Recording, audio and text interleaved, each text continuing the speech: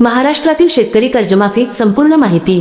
प्रस्तावना. महाराष्ट्र हा कृषीप्रधान राज्य आहे. राज्यातील लाखो कुटुंबांचा मुख्य आधार शेती आहे. मात्र शेती व्यवसाय हा हवामान, पाऊस, बाजारभाव, उत्पादन खर्च, रोगराई आणि नैसर्गिक आपत्ती यांसारख्या अनेक घटकांवर अवलंबून असतो. त्यामुळे अनेक वेळा शेतकऱ्याला अपेक्षित उत्पन्न मिळत नाही आणि शेतीसाठी घेतलेले पीक कर्ज वेळेवर फेडणे कठीण होते. शेतकऱ्यांच्या या आर्थिक अडचणी कमी करण्यासाठी महाराष्ट्र शासनाने वेळोवेळी कर्जमाफी आणि कर्ज सवलतीच्या योजना राबवल्या आहेत. सध्या 2026 मध्ये महाराष्ट्रात पुण्यश्लोक अहिल्यादेवी होळकर शेतकरी कर्जमुक्ती योजना ही महत्त्वाची कर्जमुक्ती योजना सुरू आहे. महाराष्ट्र शासनाच्या सहकार विभागाने या योजनेबाबत अधिकृत माहिती प्रसिद्ध केली आहे. कर्जमाफी म्हणजे काय? शेतकऱ्याने शेतीसाठी बँक किंवा पात्र सहकारी संस्थेकडून घेतलेल्या कर्जाची ठराविक रक्कम शासनाच्या योजनेनुसार माफ करणे म्हणजे शेतकरी कर्जमाफी. कर्जमाफीमध्ये शासन पात्र शेतकऱ्यांच्या कर्ज खात्यात संबंधित रक्कम जमा करते. त्यामुळे त्या रकमेची परतफेड करण्याचा शेतकऱ्यावरील आर्थिक भार कमी होतो. मात्र प्रत्येक शेतकऱ्याचे प्रत्येक प्रकारचे कर्ज आपोआप माफ होत नाही. योजनेतील पात्रता, कर्जाचा प्रकार, कर्ज घेतलेली संस्था, कर्जाची तारीख आणि शासनाने निश्चित केलेल्या इतर अटी लागू होतात.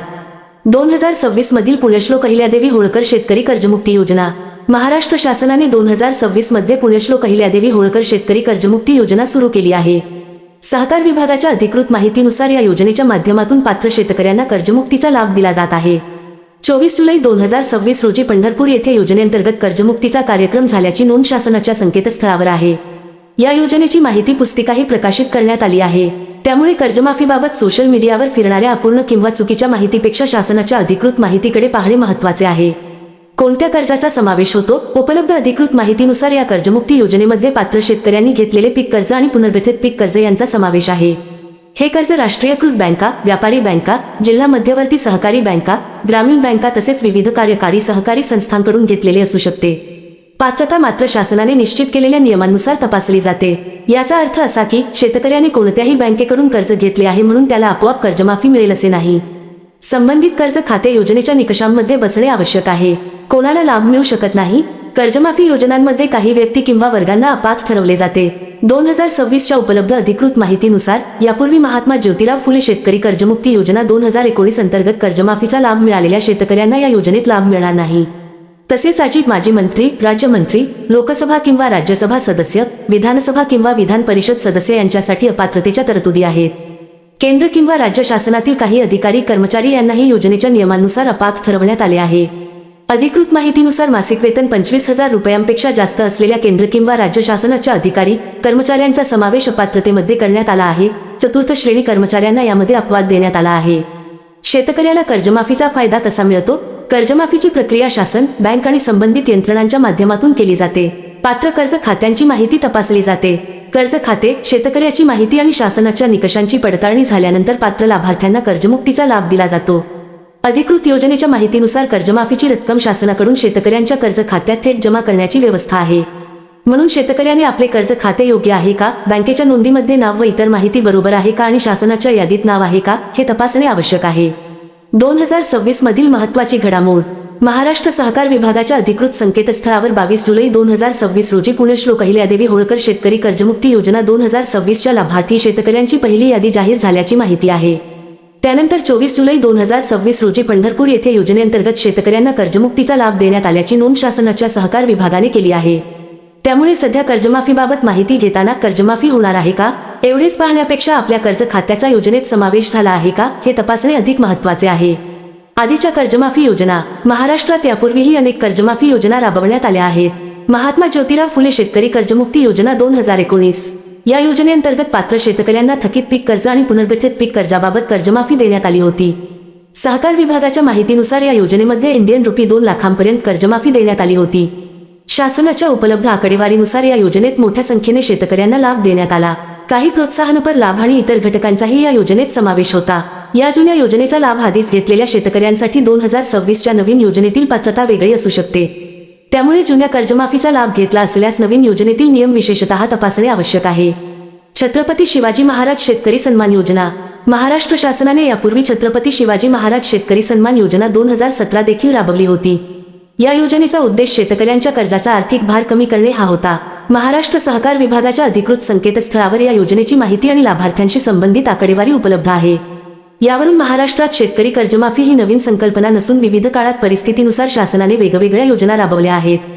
कर्जमाफी का आवश्यक ठरते? शेतकऱ्याच्या उत्पन्नात अनिश्चितता असते. उदाहरणार्थ, पाऊस कमी पडला तर पिकांचे उत्पादन घटते. अतिवृष्टी झाली तर पिकांचे नुकसान होऊ शकते. गारपीट, दुष्काळ, रोगराई किंवा बाजारभावातील घसरण यामुळेही शेतकऱ्याचे आर्थिक गणित बिघडते. दुसरीकडे बियाणे, खते, औषधे, मजुरी, सिंचन, वीज, मशागत आणि वाहतूक यांचा खर्च वाढत असतो. उत्पन्न कमी आणि खर्च जास्त झाला की शेतकरी कर्जाच्या चक्रात अडकू शकतो. अशा परिस्थितीत कर्जमाफी किंवा कर्जसवलत शेतकऱ्याला तात्पुरता आर्थिक आधार देते. कर्जमाफीचे फायदे. कर्जमाफीचा सर्वात मोठा फायदा म्हणजे शेतकऱ्यावरील थकीत कर्जाचा आर्थिक भार कमी होणे. कर्जाचा भार कमी झाल्यामुळे शेतकरी पुढील हंगामासाठी बियाणे, खते आणि इतर शेती साहित्य घेण्याची क्षमता पुन्हा मिळवू शकतो. कर्जमाफीमुळे बकेट व्यवस्थेशी शेतकऱ्याचा संबंध टिकवून ठेवण्यास मदत होऊ शकते. शेतकरी पुन्हा नियमित कर्ज घेऊन शेती करण्याच्या स्थितीत येऊ शकतो. यामुळे ग्रामीण भागातील आर्थिक व्यवहारांनाही काही प्रमाणात चालना मिळते. कर्जमाफीच्या मर्यादा. कर्जमाफी हा शेतकऱ्याला तात्पुरता आर्थिक दिलासा देणारा उपाय आहे. मात्र शेतीमधील सर्व समस्या केवळ कर्जमाफीने संपत नाहीत. शेती उत्पादनाला योग्य बाजारभाव, सिंचनाची उपलब्धता, उत्पादन खर्चावर नियंत्रण, साठवणूक व्यवस्था, प्रक्रिया उद्योग, पीक विमा आणि आधुनिक तंत्रज्ञान यांचीही गरज असते. शेतकऱ्याला दरवर्षी कर्जमाफीची आवश्यकता भासू नये यासाठी शेतीचे उत्पन्न वाढवणे आणि उत्पादन खर्च कमी करणे अधिक महत्त्वाचे आहे. शेतकऱ्यांनी कोणती कागदपत्रे आणि माहिती तयार ठेवावी?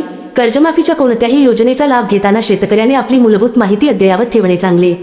उदाहरणार्थ, आधार कार्ड, बँक खाते माहिती, कर्ज खात्याची माहिती, पीक कर्जाची कागदपत्रे, 7/12 उतारा, 8 उतारा लागू असल्यास, मोबाईल क्रमांक, बँकेशी संबंधित आवश्यक कागदपत्रे, शासनाच्या नोंदीतील नाव आणि इतर तपशील. योजनेनुसार अतिरिक्त कागदपत्रे आवश्यक असू शकतात. त्यामुळे अंतिम कागदपत्रांची यादी संबंधित शासन निर्णय किंवा बँकेकडून तपासावी. नाव यादीत आहे की नाही हे कसे तपासावे? सर्वप्रथम महाराष्ट्र शासनाच्या सहकार विभागाच्या अधिकृत वेबसाईटवर कर्जमुक्ती योजनेची माहिती तपासावी. त्यानंतर संबंधित बँक किंवा प्राथमिक कृषी पतसंस्थेशी संपर्क साधावा. आपल्या कर्ज खात्याचा क्रमांक, नाव, आधारशी जोडलेली माहिती आणि इतर तपशील योग्य आहेत का ते तपासावे. यादीत नाव नसल्यास लगेच कोणत्याही अनधिकृत व्यक्तीला पैसे देऊ नयेत. बँक, सहकारी संस्था किंवा अधिकृत सरकारी कार्यालयाकडे चौकशी करावी. शेतकऱ्यांनी दलालांपासून सावध राहावे. कर्जमाफीच्या नावाखाली काही व्यक्ती शेतकऱ्यांकडून पैसे मागू शकतात. तुमचे नाव कर्जमाफीच्या यादीत टाकतो, कर्जमाफी मिळवून देतो किंवा ऑनलाईन काम करून देतो अशा आश्वासनांपासून सावध राहणे आवश्यक आहे. शासनाच्या अधिकृत योजनेची माहिती शक्यतो सरकारी संकेतस्थळ, बँक, सहकारी संस्था किंवा संबंधित सरकारी कार्यालयातून घ्यावी. OTP, ATM pin, internet bucket password किंवा इतर गोपनीय बकेट माहिती कोणालाही देऊ नये. कर्जमाफी आणि नवीन कर्ज. कर्जमाफीचा लाभ मिळाल्यानंतर शेतकऱ्याने पुढील कर्ज घेताना आपल्या परतफेडीच्या क्षमतेचा विचार करणे महत्त्वाचे आहे. शेतीचे उत्पन्न, पीक पद्धती, पाण्याची उपलब्धता, उत्पादन खर्च आणि बाजारभाव यांचा विचार करून कर्ज घ्यावे. कर्जमाफी मिळाली म्हणून पुन्हा अनावश्यक कर्ज घेणे टाळावे. शक्य असल्यास शेतीसोबत दुग्ध व्यवसाय, शेळीपालन, कुक्कुटपालन, प्रक्रिया उद्योग किंवा इतर पूरक व्यवसायातून उत्पन्नाचे स्रोत वाढवणे उपयुक्त ठरू शकते. शासनाच्या इतर योजना. शेतकऱ्यांसाठी केवळ कर्जमाफीच नाही तर विविध कृषी योजना, अनुदान योजना, सिंचन योजना, पीक विमा आणि शेतीपूरक योजनाही उपलब्ध असतात. महाराष्ट्राच्या कृषी विभागाच्या अधिकृत संकेतस्थळावर शेतकऱ्यांसाठी विविध योजना आणि कृषीविषयक माहिती प्रकाशित केली जाते. तसेच महाडीबीटी फार्मर पोर्टलवर कृषी विभागाच्या विविध योजनांची माहिती आणि अर्ज, लाभार्थी स्थितीशी संबंधित सुविधा उपलब्ध असतात. कर्जमाफीपेक्षा कायमस्वरूपी उपाय महत्त्वाचे. शेतकऱ्याला एकदा कर्जमाफी देणे हा आर्थिक संकटातून बाहेर काढण्याचा एक उपाय आहे. परंतु शेतकऱ्याचे उत्पन्न सातत्याने वाढवणे हा दीर्घकालीन उपाय आहे. त्यासाठी पाण्याचे योग्य नियोजन, ठिबक सिंचन, आधुनिक शेती तंत्रज्ञान, माती परीक्षण, योग्य पीक निवड, बाजारपेठेशी थेट संपर्क, शेतमाल प्रक्रिया, साठवणूक आणि शेतकरी उत्पादक कंपन्यांना प्रोत्साहन देणे आवश्यक आहे. शेतकरी उत्पादक कंपन्यांसाठी महाराष्ट्र कृषी विभागाच्या काही योजनांमध्ये पत हमीची सुविधा उपलब्ध असल्याची माहितीही कृषी विभागाने दिली आहे. निष्कर्ष. शेतकरी कर्जमाफी ही आर्थिक अडचणीत सापडलेल्या शेतकऱ्यांसाठी महत्त्वाची मदत आहे. महाराष्ट्रात यापूर्वी विविध कर्जमाफी योजना राबवण्यात आल्या असून 2026 मध्ये पुण्यश्लोक अहिल्यादेवी होळकर शेतकरी कर्जमुक्ती योजना सुरू करण्यात आली आहे. या योजनेत पात्र पीक कर्ज आणि पुनर्गठित पीक कर्जाचा समावेश असल्याची अधिकृत माहिती आहे. मात्र प्रत्येक शेतकऱ्याला सरसकट कर्जमाफी मिळते असे नाही. योजनेच्या पात्रता अटी पूर्ण करणे आवश्यक आहे. 22 जुलै 2026 रोजी पहिली लाभार्थी यादी जाहीर झाल्याची अधिकृत माहिती असल्यामुळे पात्र शेतकऱ्यांनी आपले नाव, कर्ज खाते आणि बँकेची माहिती तपासणे महत्त्वाचे आहे. कर्जमाफीमुळे शेतकऱ्याला तात्पुरता दिलासा मिळतो, परंतु शेतकऱ्याचे उत्पन्न वाढवणे, शेतीचा खर्च कमी करणे, योग्य बाजारभाव मिळवून देणे आणि शेतीला स्थिर व्यवसाय बनवणे हे दीर्घकालीन उद्दिष्ट असले पाहिजे. महत्त्वाची सूचना. कर्जमाफीचे नियम, पात्रता आणि लाभार्थी यादी शासनाच्या निर्णयानुसार बदलू शकतात. त्यामुळे अंतिम निर्णय घेण्यापूर्वी महाराष्ट्र शासनाच्या सहकार विभागाची अधिकृत माहिती किंवा संबंधित बँक, सहकारी संस्थेकडून खात्री करावी.